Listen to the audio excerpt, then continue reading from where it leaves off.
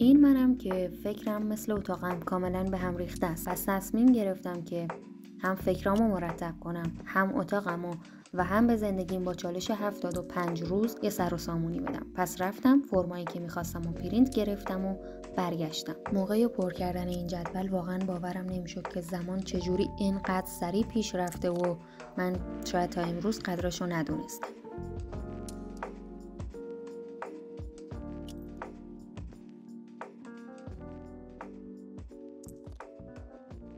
موقع پر کردن این جدوله من اینجوری بودم که حدوداً 1200 تا هفته رو پشت سر گذاشتیم و خب من خودم نسبت به زندگیم این حسو دارم که هیچ کاری نکردم. پس یه جورایی تصمیم دارم که از الان به بعد رو یه چالش برای خودم بذارم. شاید 75 هارد رو شروع کنم، چون که تقریباً 75 روز دیگه مونده تا سال تموم بشه و حس می‌کنم چالش خوبیه. هم به روزهای آخر سال میاد، هم یه جورایی میتونم حالا تو این 75 روزی که باقی مونده از سال سعی کنم یه ورژن بهتری رو با خودم به سال نو ببرم. نمیدونم، حالا شاید چون که تا الان یه جورایی خیلی شل کن سفت کن داشتم این چالشه بخواد سخت برام پیش بره، ولی قصد دارم که حالا توی سوشال میدیا احتمال خیلی زیادی یوتیوب رو شروع میکنم این روند طی کردن چالش رو بذارم حتما تا یه جورایی اون حس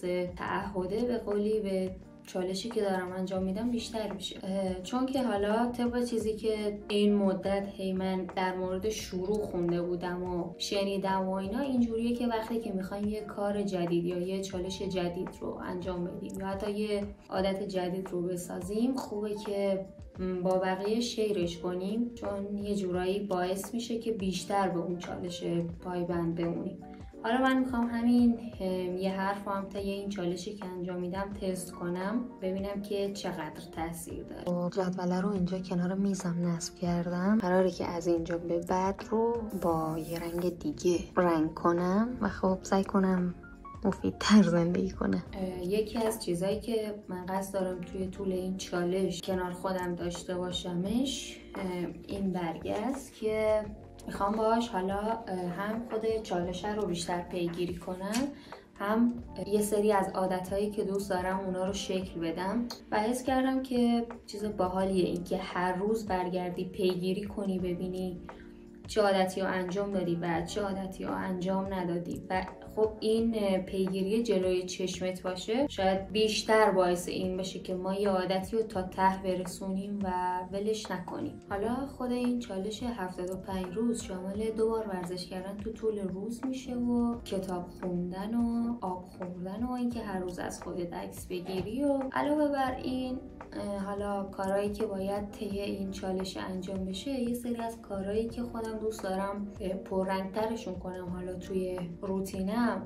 یکی اینه که خیلی بیشتر برای زبان وقت بذارم، چون که واقعا یه اولویت مهم برام هستش و از اونجایی که هم خیلی رشتم با زبان و منابع خارجی سر و کار داره و خب دیگه این روزا هممون اهمیت زبان رو میدونیم، اینو حتما دوست دارم دنبالش کنم. یه عادت دیگه‌ای که خیلی نصف کاره رهاش کردم همیشه و کلی کتابای نصفه دارم، کتاب خوندنه که دلم میخواد اینو هم حتما انجام بدم و یه کتاب رو تا ته بخونم و خب سعی کنم فقط نخونم کتابو، اگه چیزی از کتاب یاد میگیرم حتما استفادهش کنم. احتمالا کتابایی که میخونم بیشتر جنبه توسعه فردی داره، چون حالا توی این مدت میخوام روی عادتهای بدی که دارم تمرکز کنم و با عادتهای خوب جایگزینشون کنم. و اینکه یکی دیگه از چیزایی که دلم میخواد دنبالش کنم خیلی جدی برنامه‌نویسیه. من همیشه برنامه‌نویسی رو شروع میکردم با زبونهای مختلفم حتی، یعنی هیچ وقت نتونستم به نتیجه برسم که دقیقاً چی رو میخوام شروع کنم، وارد چه حوزه‌ای بشم. به خاطر همین زبانایی که شروع کردم همه نصف نیمه موندن. اینو هم حتما باید با خودم به نتیجه برسم